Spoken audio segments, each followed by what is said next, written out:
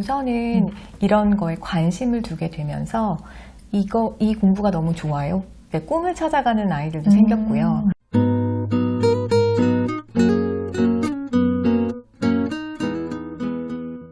안녕하세요. 대한민국 학부모를 위한 실천적인 교육 전문 채널 교집합 스튜디오 오신 것을 환영합니다. 저는 주단쌤이고요.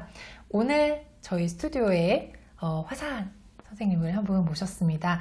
오늘 우리 학부모님들이 관심 있으실 만한, 귀 쫑긋하셔야 될 만한 그런 얘기들을 이제 준비하고 오신 선생님이신데요. 먼저 어떤 분이신지 간단하게 저희 인사말 부탁드려 보겠습니다. 안녕하세요, 선생님. 안녕하세요. 네, 저희 구독자분들께 간단하게 자기소개 부탁드릴게요. 안녕하세요. 서울 양정중학교에서 사회 가르치고 있는 김나영입니다. 반갑습니다. 네, 반갑습니다. 네. 선생님이 책을 보면은 2권이 나왔잖아요. 네. 근데 거기에 되게 인상적인 말들이 쓰여 있었어요. 대한민국 1% 최상위 아이들의 특별한 경제 수업이라는 얘기가 써 있는데, 네. 실험 경제반이라는 네. 얘기가 있었거든요. 실험 경제반이 뭔가요? 실험을 통해서 네. 경제 이론을 찾아가요. 그러니까 그 실험이라는 게 모의 실험이기는 한데 거창한 건 아니고요.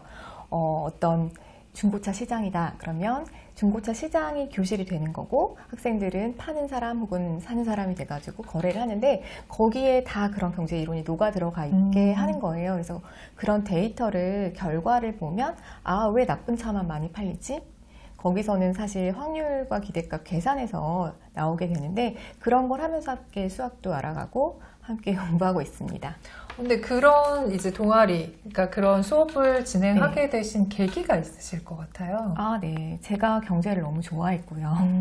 고등학교 때부터, 그때 선생님이, 저희 때는 뭐 활동 수업 그런 건 아니었는데 그래도 생활 속에 있는 게 다 경제구나가 너무 재밌었어요. 네. 그래서 그때부터 저는, 그러니까 고3 때 처음 배웠는데 수학을 그때 좋아하게 됐습니다. 그러니까 그 전에, 그러니까 이 안에 들어있는 게 다 수학인데 그 전에는 왜 하는지를 몰랐어요. 근데 그렇게 경제를 배우면서 여기에 수학이 쓸모가 있구나를 알게 되면서 재밌어지고, 또 수학도 좀 좋아하게 되고, 그게 조금 더 빨리 왔으면 좋겠다 이런 생각이 들었어요. 그래서 이제 우리 제자들한테 그런 기회를 좀 주셨으면 좋겠다라는 생각으로 이제 진행을 하신 거네요.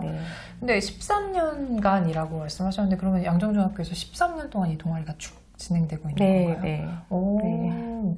그러면 그 학교에서 이제 거쳐간 아이들도 굉장히 많을 것 같거든요. 그래서 참 인상적이었던 게, 책을 이렇게 선생님 책을 딱 보다 보면은 앞에 이제 추천의 글이 써 있어요. 실험 경제반 선배들이 보낸 이제 추천의 글이라고 이렇게 쭉 나와 있는데, 와, 어마어마한 애들이 많더라고요. 그래서 이 아이들을 보면 분명히 선생님이 하신 이런 이제 실험 경제반 활동이 아이들에게 도움이 됐을 것 같다는 생각이 드는데, 선생님 생각에 어떤 부분이 좀 도움이 되셨다고 생각하시는지. 우선은 이런 거에 관심을 두게 되면서 이 공부가 너무 좋아요. 꿈을 찾아가는 아이들도 생겼고요. 그래서 원래는 의사 선생님이 되고 싶어요 했었는데, 그러니까 그게 뭐 부모님이 그러셔서 그렇게 하려고 하다가 경제가 너무 재밌다. 그래서 그쪽으로 생각을 하고, 또 저희가 어떤 문제를 본인들이 찾아서 해결하기도 하거든요. 그러다가 본인들이 이제 소비를 되게 찜찜하면서 소비하는 경우 많잖아요. 그런 거를 좀 없앴으면 좋겠다라고 해가지고 저희가 아이디어를 내서 만들었던 어플이 있어요. 간단하게 소개 좀 해주시면 좋을 것 같아요. 보통 저도 그렇고요. 학생들은 게임이나 이런 아이템 이런 데에 충동적으로 지르게 되는 그런 게 많더라고요. 그러니까 어떤 특정 항목이 있는 거예요. 그래서 그런 항목에 대해서 얼만큼까지만 결제가 되게 그 한도 제한을 걸어놓는 거예요. 그런 거를 어플을 저희가 개발을 해서, 사실 KB랑도 얘기를 했었는데 그게 거기까지 이제 연결은 못했어요. 근데 특허는 냈고, 그래서 그런 거를 자기소개서 뭐 어떤 학교 갈 때 그런 데도 쓰고, 이게 학교에서 일어난 활동이다 보니까 그런 거를 또 생활기록부에도 함께 기록하고, 그게 연결이 됐던 것 같아요. 그렇죠. 그러니까 아무래도 아이들이 학교 생활에 조금 더 이제 적극적으로 참여하게 되는 어떤 계기가 되기도 하고, 선생님 말씀하신 것처럼 이제 전혀 생각지도 못했던 진로를 찾기도 하는 뭐 이런 결과들이 좀 있었다는 생각이 드는데, 근데 제가 선생님 책에 좀 인상 깊었던 이유가 사실 저는 수학 때문이었거든요. 네. 보통 이제 우리 학부모님들이 아이들 경제교육에 대해서 관심들은 있으세요. 네. 관심들이 있으셔서 지금 시중에도 경제 관련된 이제 초등, 중등 아이들 네. 대상으로 한 책들도 많이 나옴에도 불구하고 저는 솔직히 말하면은 그렇게 크게 관심이 없었거든요. 네. 근데 제가 이 책에 딱 이 책은 좀 다른데? 라고 생각을 했던 이유가 사실 경제랑 경제 경영 이쪽 이제 전공을 하게 되면 대학에서 수학이 정말 필수임에도 불구하고 네. 문과 쪽 전공이고 수학은 약간 좀 이과 쪽 과목이라는 생각들이 강하기 때문에 두 개를 엮어서 이제 초중등 때 생각하시지 못하시는 분들이 많이 있어요, 사실. 네. 그죠? 네. 근데 그럼에도 불구하고 분명히 관련이 있고 두 네. 과목을 공부하는 게 분명히 시너지가 있는데 네. 선생님 책에서는 그런 내용들을 잘 엮어내셨단 말이죠. 네. 네. 선생님이 아까 전에 이제 고등학교 때 수학을 좋아하셨다고 말씀을 하셨는데 네. 그러면 이제 지금은 경제 선생님이시잖아요.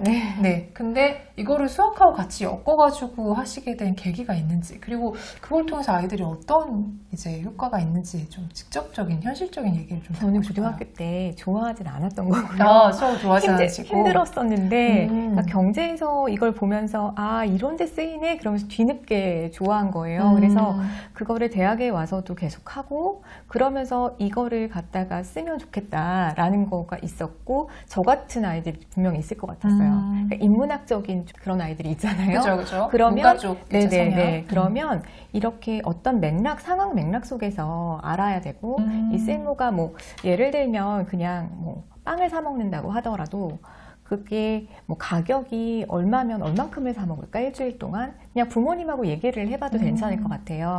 근데 그게 초등학교 수학에는 이제 규칙과 대응이라고 해서 나오는데 그게 규칙과 대응해서 거기서 뭐 식을 만들어 보세요 하고 있는데 사실 저희가 그렇게 뭐 가격 얼마일 때 얼만큼을 사 먹겠다라고 하는 것도 다 그 규칙과 대응이고 그렇죠. 그거를 가지고 물어보는 거죠. 얼마면 너가 일주일 동안 얼만큼을 사 먹겠니 이 빵을? 또 얼마면 이렇게 해서 그 가격과 그 사고자 하는 양들의 매칭을 하면 그거를 가지고 그림을 그려보면 그게 바로 수요 곡선이 나오는데 그게 사실은 1차 함수잖아요. 그렇죠. 네네. 그래서 그렇게 연결이 되고 그러면 파는 사람 입장에서는 또 어떨까? 근데 파는 사람 입장에서는 이제 비용보다는 비싸야 되는데 가격이 올라가면 이제 하나당 남는 게 많아지잖아요. 그래서 더 많이 팔고자 하고 그런 거를 이제 함께 보면 그게 연립방정식이 나오는 거고 그 연립방정식의 해가 이게 남지도 않고 모자라지도 않는 거구나. 그러니까 이런 식으로 그러니까 생활에 있는 모든 것들이 그런 것 같거든요. 선생님 말씀하신 그런 것들이 이제 수학 문제 실제로 나와요. 네. 그래요? 수학 문제 실제로 나와서 우리 아이들이 그거를 수요곡선, 공급곡선이라고 생각하지 못할 뿐이지 실제로 이제 문제에서 이제 실생활 문제라고 해가지고 이제 1차 함수 그래프 그려져 있고 그 중간에 이제 연립방정식의 해를 구하는 방식으로 이제 문제를 풀게끔 구성이 되어 있거든요. 그러니까 어떻게 보면은 사회 선생님의 입장에서 수학을 바라보신 거고 저는 이제 수학 선생님 입장에서 이제 사회를 바라보는 건데 두 개의 교점이 분명히 있는 거잖아요. 그거를 동시에 공부하면 아이들이 확실히 흥미도 더 갖고 그리고 또 더 쉽게 이해하고 뭐 이런 부분들이 많이 있음에도 불구하고 그런 것들을 조금 별개로 공부해왔다는 생각이 좀 많이 듭니다. 그럼 이제 선생님이 이 책에서 우리 내용들을 보다 보면은 사실 중학교 내용이어가지고 초등 고학년 학부모님들은 이제 아이들이 볼만하다라고 생각하실 수도 있는데 이제 중학년이나 그런 아이들은 좀 어렵게 느껴질 수 있어요. 그럼에도 불구하고 이제 이런 거를 집에서 이제 말씀하신 것처럼 아까 빵을 사 먹는다 뭐 이런 여러 가지 이제 실제적인 상황들에서 접목해 볼 수 있겠다는 생각이 들거든요. 선생님 책에 들어있는 내용 중에 하나 우리 집에서 이제 아이들하고 경제 얘기를 좀 즐겁게 해볼 수 있을 만한 게 뭐가 있는지 한번 소개 좀 부탁드립니다. 좋아하는 간식을 하나 약간 느끼한 걸로 느끼해야 돼요? 좀 달고 느끼한 많이 못 먹는? 그게 더 좋고 근데 좋아하는 걸로 그렇게 하면 한 입을 먹었을 때 너가 그 만족감은 1에서 10 사이에서 적어봐라 하는 거예요. 그리고 두 번째 입을 먹었을 때 또 세 번째 이렇게 해서 적어보면 그 숫자가 나오잖아요. 그거를 그림으로 그려보면 그러니까 보통은 이런 식의 그래프가 나오는데 그러니까 그게 처음에가 제일 맛있고 그 다음에 이제 좀 줄어들잖아요. 그거를 우리는 이제 경제에서는 한계 효용 체감 이런 표현을 쓰고 있는데 그게 사실 별건 아니고 언제까지 먹어야 될까라고 하면 그 한 입 때문에 늘어나는 만족감이 0이 될 때잖아요. 그러면 네. 이제 최대가 되니까.